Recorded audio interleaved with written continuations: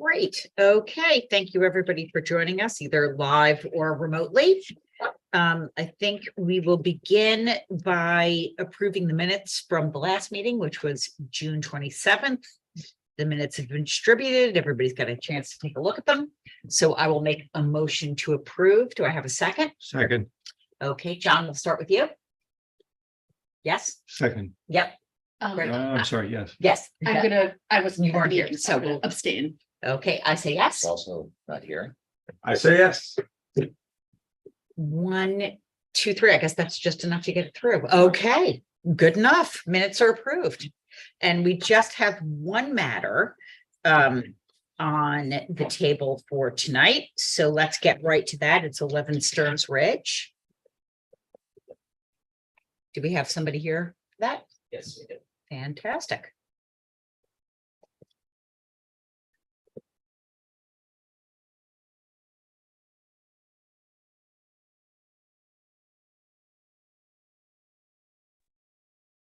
Good evening, everybody. Hello. How are you doing tonight? Very well, thank you. How are you? I'm doing good. My name is William Basharat. I am representing the owners of 11 Stearns Ridge. I think, and Alan is with us also at this meeting. What we are here is a small item that was referred from the planning board. We have gone through our meetings with the planning board to get the approval to install a hot tub at this property. And the hot tub is a portable unit, approximately 160 square foot it takes of space. With that said, we have met all requirements for the planning board, with the exception of one item, which is the lot coverage. As the property exists, it's already a little bit above the allowed coverage, which I can add to it and say that in the neighborhood, when we did the study of the coverage, approximately 6 other houses are above the lot coverage as they exist, including 11 Stearns Ridge. The proposed addition, it's not really an addition, it's the proposed installation of a portable hot tub will increase the non-conformity, which is pre-existing non-conforming. This house is not very old. It was approved 7 years ago or so. And the hot tub, we have gone through the process with the planning board, and we really needed, this is a medical necessity for the owner as he is in need of aquatic physical therapy. And we have submitted to the board a letter from the licensed physical therapist for that. Like I said, the house as it exists is above the lot coverage. The installation of the hot tub will increase us by approximately 3.9% additional coverage. And I mentioned before, the lot coverage in the houses and the neighborhood, approximately 6 others are higher. I'm sorry, are higher than the allowed coverage, and they vary in how much higher. This hardship is basically not really a self-inflicted hardship, because there's a medical need for this. I mean, they're not doing it for entertainment. If we were doing it for entertainment, we would have gone for like a swimming pool, what have you, or something to that caliber. As you know, from past experiences, being, with this added item, we will be in conformity with the neighborhood. So we're not creating a non-conforming situation for the neighborhood that will create a hardship in any of the neighbors.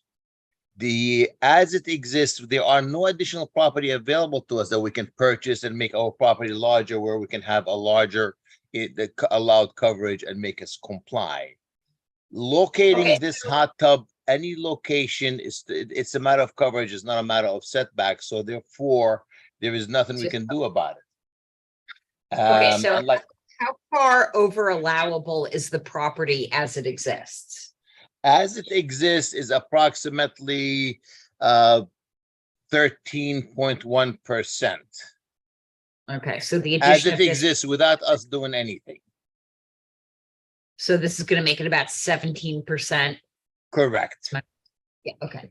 Seven. And what about comparable properties? How much over Comparable allowable? properties, if on the plans that we have submitted, there are approximately 60 properties in the same exact development that are above the Stearns- coverage. In the Stearns One of Ridge them development? is 127%, which is 27.3% above the allowed coverage. And And then the this, others is, some of them are 3%, 3%, 3%, 7%, and 5% are above the coverage.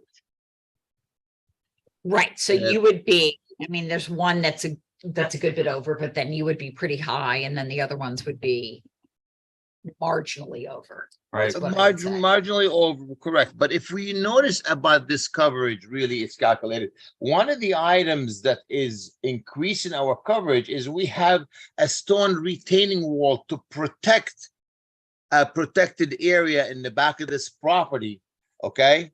And that stone wall alone is 194 square feet, is bigger than the hot tub, the coverage of that stone wall. And it counts in the coverage, basically. And it's really the uniqueness of this property and have an easement, a conservation easement on it.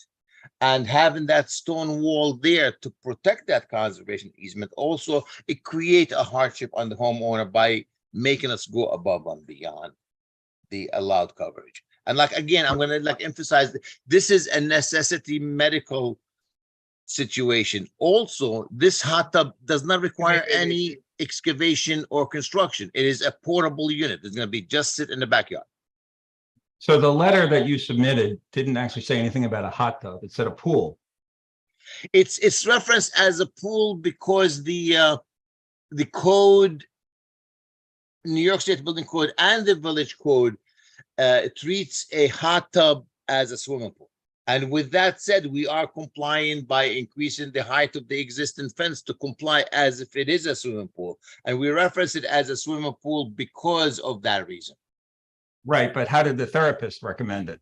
How did he see a hot tub as a pool? I mean, he specified a pool with a current that he'd be able to swim in. I mean, he was very specific about the kind of pool. Correct. And this hot tub, we use the word hot tub for, it's basically a lap pool where it has, you can use it as a regular hot tub for therapy, but also you can create as a jet current and you can swim against the current. And that's the type of aquatic exercise that's going to be needed for that. So is the hot tub, what are the dimensions of the hot tub? It mean, I is know it's 8 foot by 20 foot. It's 8 foot by 20 foot, right? Did you look at putting it in the house? It is no way we can bring it in without tearing down a wall. So the answer is no. You didn't look. No, at we putting it in can't. That's it. You know, we really have no other place to locate it except there. Except in the backyard, per se. So regardless where I put it in the backyard, the coverage will be the coverage. Right. You said it's a 3% additional coverage, but that really increases the coverage of something like 20%, doesn't it? No, 3%. that's included in the 17%. Yeah, so it increases the overage by 35%. Yeah, it No. increases the. Yes. The You go, percentage you're in- seven- The Not the increases the percentage. non-conformity, you mean? right. You know, it's like I said, the coverage, the existing coverage right now is 17% above the allowed, including the 3.9% is part of that. It's really, the coverage is 14.1%, 13.1%. I understand, but what you're asking is to increase that by, what is the number, 30%, 35%. 35%. It's 3 percentage points, but as a increase, the percentage increase that you're asking for is to increase that overage by 35%. Of the 17% that we're already above, yes. Okay, thank you. Now, you know, one of the things that we were toying with back and forth here, we have a patio on the west side of the existing deck that we are willing to remove it to decrease the coverage and make our increase in lot coverage to a minimum. which is approximately the patio, the paver patio is 139 square feet. We are willing to remove it and turn it into a grass area, since that area we can do without, find that this hot tub or the swimming pool, whatever you want to call it, is very important to have. So, we're willing to work with the board on this and try to be as close as possible to compliance, or to minimize the amount of variance that we are asking for. We are willing to give up the paved patio on the west side of the existing deck to accommodate that. Okay, And so. with that said, it's 139 versus 180. We're talking about 41 square foot only that we are increasing the coverage of this property. Okay, Our biggest problem is the property as it exists and was approved by the planning board. It already above the coverage, above the norm. right, but no zoning changes have been made since this house was constructed. Not that I mean, am aware of. No, I do Yeah, agree with you on that yeah. one. I'm like really surprised that this, although the other house is also the same thing and they exist above without a change of the zoning coverage, the zoning code, sorry, they do exist above in the same manner as this house existed above. They all have been approved by the planning board. How long has your client been in the house? Is it recent or Since is he day been- one, like 6-7 years already. They are the first time they bought the house brand new and they moved in. And his condition has been, he was in this condition when they moved into the house, or is? did this Correct. just The about- house was in condition. They did absolutely no additional work to it. No, The physical the- necessity that's. the required. health of your client, was it the same when they moved in as it is now? No, or did that- this situation started about a year and a half ago. Okay. I mean, the only point in making that is that retaining walls, et cetera, were counted by the code at the time Right. that this house was constructed. So I understand that that's a frustration, but it's a bigger frustration for people whose retaining walls were built before the code was changed than houses that were after. Correct. So, to me, I mean, look, my feeling, and I'll allow my other board members to chime in as much as they want or don't, but I would take a take back. In other words, I would think that you're going to have to give up that patio to get this. It makes it a much less. We are absolutely willing to do this. So that's my own feelings, but if anybody else wants to chime in, I agree with you. Yeah, I mean, I would be good with that. okay, Yeah. okay. Anybody else? So what's the patio and what would It would that, be about a 40 square foot difference, so they'd be Okay. increasing by 40 instead of 180 160. or 160, sorry, yeah. Yeah. Charlie's our numbers. What is And we price? count on them for it. So that's kind of how I'm looking at this. Any other questions or anything we want to ask before we vote? Before the vote, the homeowner has their hand. Great. Can I just ask a Yeah, question? I mean, Yeah, absolutely. it usually when we have these types of applications, it is for something that is constructed, so it's not portable. And does that influence our analysis at all? I mean, I have no idea. I just haven't had a situation like this. It's a little different, but the reality is if it's there has- and right. somebody else buys it, they're assuming that that's stay there. So I get that it's portable. It's not as permanent, but the reality is they Once need a it's there. variance to get it. Right. Yeah. Yeah. Sure. Can you go ahead with the homeowner? That'd be great. Can you hear me? Yes, we can. Thank Good. you.